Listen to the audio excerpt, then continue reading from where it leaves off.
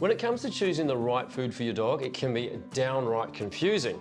And as I'm no expert, I have roped in Lara to share some insights from her new book about what we need to consider. My challenge to you, Lara, is to condense one of your sections of your book into about a 2-minute piece, 3-minute piece. Okay. Yes, it can be really tough, Morgan, because historically there's only been 2 types of dog food. We've normally got our dry dog food or our canned wet.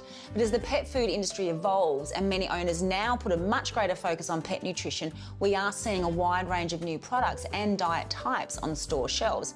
There can be a lot of marketing hype and on-pack claims though, so at the end of the day it comes down to looking at and really understanding what the ingredients list is telling you. Yeah, so overall, what should we be looking for? Well, we know from a dog's diet in the wild that, evolutionary diets, they had around, 5% carbs, things like grasses and grains and all that in their diet, fruit and veggies. But overall, they really thrived on high protein and high fat diets. So we do want to see a variety of ingredients in their diet that will deliver that balanced nutrition, and it does represent what they would eat in the wild when consuming their prey. Now, I'm just looking at these ingredients. They are quite different to that.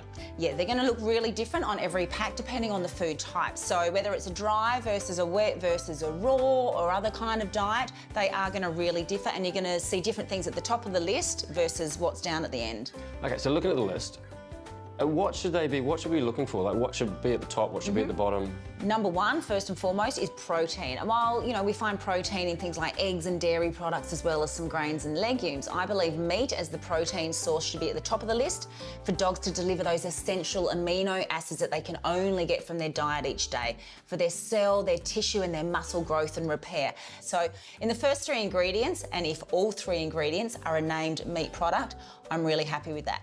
Then we want to see fats as well. And then as we go down, we want to see those things like the fruit and veggies and all those other supplements that really deliver a real bang to our dogs. So fruit and veggies and grains are important as well?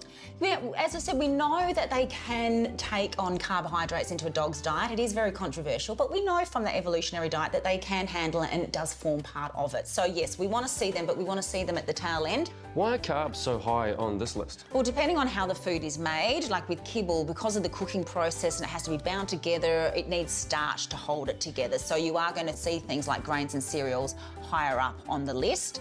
And just because something's grain-free doesn't necessarily mean that it's better for your dog, because it's still going to have lots of carbs in there because it's needed. Yeah, and there's so many other things on this list. That's right. So if you've got a raw food, for example, the amino acids, the 12 essential amino acids that a dog needs as part of their diet that they can't produce themselves, that must come through their food, it's going to be naturally found in here, whereas things like this, it needs to be added back in, which is why you see all those technical names as well. Right, so if people are unsure about these things, what can they do? I definitely recommend calling the manufacturer or looking on their website and asking them about their processes and the ingredients that they use, but also look at the ingredients list. It tells you a lot. So I can check out something like Big Dog, full of all the things that my dog Good place needs. to start. It's awesome. Thank you. Check out Lara's book. And check out the Big Dog website.